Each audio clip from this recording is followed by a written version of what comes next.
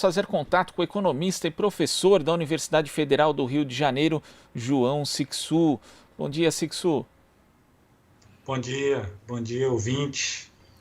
Ontem nós tivemos a notícia de que a equipe econômica de Paulo Guedes, do governo de Jair Bolsonaro, prepara algumas medidas, né, que entre elas, inclusive, a gente tem aí a capitalização da Previdência, algo que já foi negado, foi rejeitado na proposta de reforma que foi aprovada no ano passado, mas parece que vai voltar à pauta. Assim também como o imposto sobre transações digitais e o incentivo à contratação por hora e não mais na forma da remuneração mensal. Como é que você vê essas iniciativas aí que estão sendo elaboradas pela equipe econômica de Paulo Guedes, Sixu? Olha, essa proposta de privatização, porque na verdade é isso, da Previdência Social é muito ruim, porque na verdade a Previdência Social precisa ter uma garantia estatal, uma garantia bem fundamentada, uma garantia de vida longa, porque por definição essa é uma atividade de permanência.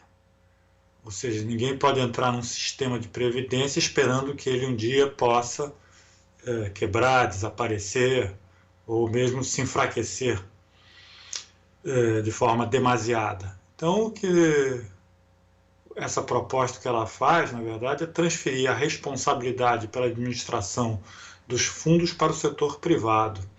E o setor privado, numa economia capitalista, como nós sabemos, ele pode ter sucesso ou pode ter insucesso. Agora, a previdência de cada cidadão brasileiro não pode estar sujeita à mesma lógica, a lógica de dar certo ou não dar certo. Nós vivemos para ter segurança ao longo das nossas vidas e não sermos vulneráveis. Então, essa é uma proposta que tem um fundo, eu diria, filosófico e ético condenável.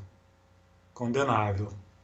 Tem alguns segmentos que não podemos submeter ao setor privado, como a previdência social. Outro, por exemplo, saúde. Saúde não poderia ser objeto de lucro ou de instabilidade do setor privado. Que a saúde de uma pessoa não pode estar sujeita à sua possibilidade de poder pagar ou não pagar, ou de o setor privado poder oferecer ou não oferecer um determinado serviço. Então eu acho condenável e muito arriscado para o cidadão ter uma previdência pública administrada pelo setor privado. E é um modelo que já foi rejeitado não só aqui no Brasil, mas onde a experiência foi implantada, como no Chile, que a gente viu a catástrofe social que o regime de capitalização na Previdência Social acabou gerando. Ou seja, é algo que a gente pode até dizer que é anticientífico, já que vai no sentido contrário das experiências já postas em prática em outros países, Sixu. Exatamente. Nós temos que, quando tomarmos decisões, temos que levar em conta vários aspectos. Um deles é esse que está mencionando. Tem que se levar em conta também a experiência, a história da proposta. E nesse caso a proposta já foi rejeitada pela experiência. Então, nós vamos aqui aplicar um experimento que ele já foi testado e seu resultado não foi positivo, foi negativo. Então, eu acho que essa é uma questão importante também. É nós pensarmos de que nós temos que tratar propostas, programas de governo, na verdade, nesse caso é de Estado, de um ponto de vista científico. O que eu quero dizer com isso? Eu quero dizer o seguinte: nós temos que testar, sem nenhuma ideologia, testar e saber se aquele experimento dá certo ou errado. É assim que a biologia faz, é assim que a medicina faz. Então, neste caso, já houve o teste de laboratório e o teste rejeitou a proposta. Então, aqui não pode caber nenhuma avaliação ideológica, tem que caber a avaliação da ciência e da eficiência.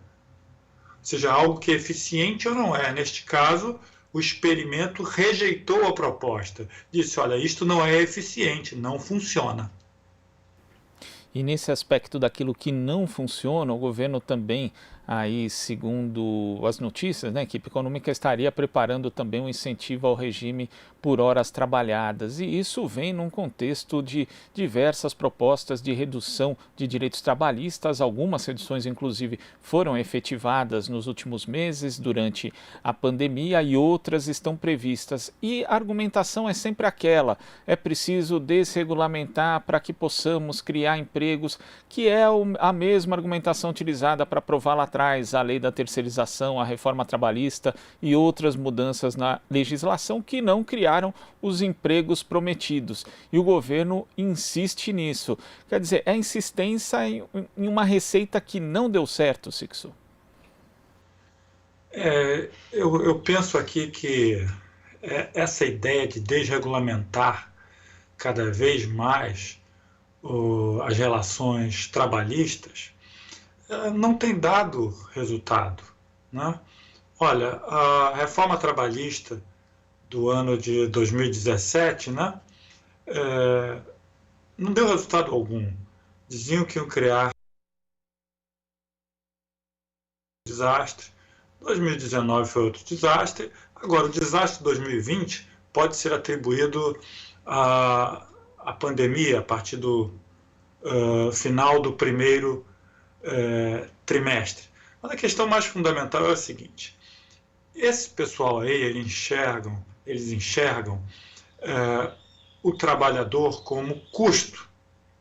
Então, é sempre melhor fazer uma reforma para diminuir o custo, porque eles imaginam o seguinte: olha, para abrir uma padaria fica mais barato se o trabalhador for mais barato. E aí seguem esse caminho. Mas só que eles têm que lembrar que trabalhador, por um lado, é custo, é verdade, mas, por outro lado, trabalhador é demanda. Também o trabalhador vai à padaria consumir. E se ele ganha menos, ele vai consumir menos. Então, esta ideia tem se mostrado que ela tem tido muito mais efeito negativo sobre a demanda do que efeito positivo sobre o custo, sobre a oferta. Então, quando os salários são reduzidos, custos trabalhistas são reduzidos, é verdade, fica mais fácil contratar, mas é verdade também que fica mais difícil vender.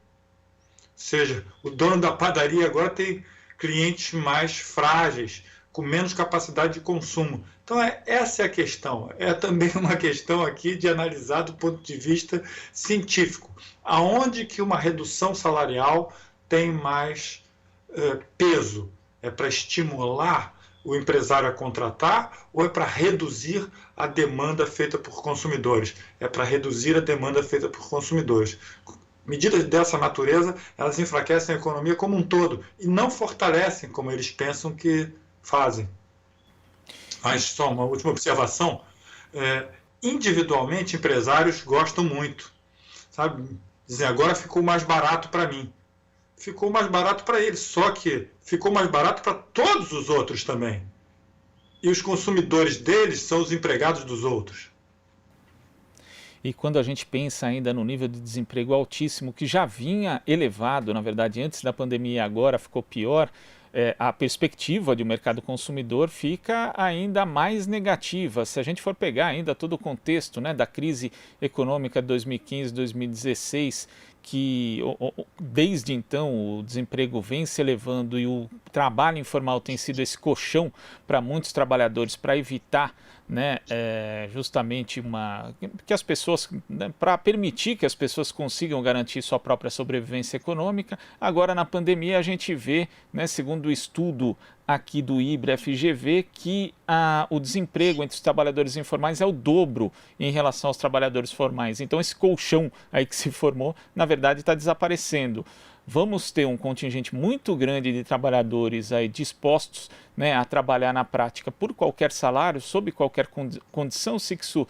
E o que é ruim para o trabalhador vai também ser ruim para a economia, como você disse, já que não teremos aí a recuperação desse mercado consumidor que foi a alavanca da economia brasileira em anos anteriores.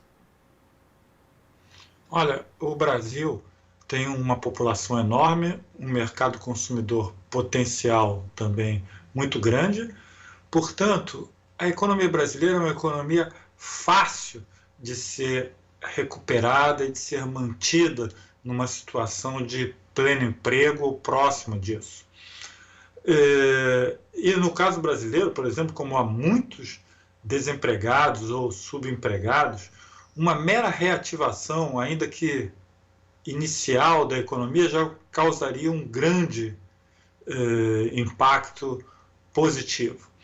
A questão é que quando se trabalha com a economia ou se pensa uma economia de salários baixos, de subempregados, o resultado será sempre uma economia frágil, cambaleante, de taxas de crescimento baixas e, pior, taxas de investimentos muito baixas, porque empresários não farão investimentos de grande magnitude olhando para o mercado de trabalho brasileiro, vendo um mercado frágil que corresponde, que é um espelho, na verdade, do mercado de consumo brasileiro.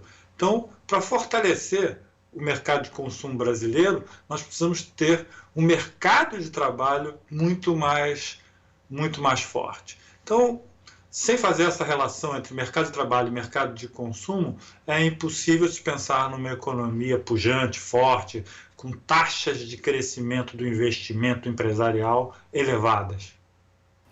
Agora, dentro desse contexto em que a economia brasileira, que já vinha mal, já vinha estagnada, ficou ainda pior nesse período da pandemia, você acha que é necessário discutir, dentro desse contexto justamente da recuperação de um mercado consumidor dentro do país, o estabelecimento de uma renda básica permanente?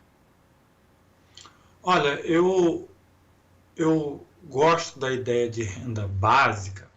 Entretanto, eu acho que tem um programa que deve vir antes do programa de renda básica, que é o Programa de Geração de Emprego para Todos. Assim, todos devem ter direito ao trabalho e à renda. Nós não podemos cair neste raciocínio, que é raciocínio do governo, que é um raciocínio, inclusive, da ideia neoliberal, que é pensar o seguinte: olha, há muitas pessoas desqualificadas, a economia hoje é uma economia de serviços, de alta tecnologia, então tem gente que não vai trabalhar mesmo, e essa gente precisa então de uma renda básica para ir sobrevivendo aos trancos e barrancos na economia. Então, esse tipo de arquitetura de renda básica não vejo com muita simpatia. Eu vejo com muita simpatia a ideia de que é possível gerar emprego para todos. Todos devem ter direito a trabalho e renda, e eu digo mais, trabalho digno e de qualidade. É possível. Essa história de tem gente que está sempre fora do mercado de trabalho, que não tem formação e que, portanto, é preciso ter uma renda básica, isso vem lá da década de 30 do século passado. Quando nós estávamos na Grande Depressão, a conversa era a mesma. Olha, tem gente que nunca vai entrar no mercado de trabalho e tem gente que vai ficar dentro porque soube estudar, se qualificar, etc. Eu acho que renda básica de cidadania é para outra coisa. Renda básica de cidadania é o seguinte: depois de gerarmos, ou em paralelo a um programa de geração de emprego para todos, realmente existem trabalhadores que não se adaptam ao mercado de trabalho. Realmente existe isso. Existe gente que não consegue trabalhar, assim como tem gente que não consegue estudar e só consegue fazer atividade artística, por exemplo. Isso é do ser humano, nós temos que respeitar as individualidades. E para esses indivíduos que não se adaptam à atividade do trabalho formal, como a economia exige, eu acho que deve ter renda básica de cidadania. Mas eu diria que o programa do Brasil tem que ser geração de emprego e renda para todos. Tá certo, Sixu. Muito obrigado pela sua participação aqui no Jornal Brasil Atual e até a próxima. Eu que agradeço. Um abraço a todos. Conversamos aqui com o economista e professor da Universidade Federal do Rio de Janeiro, João Sixu.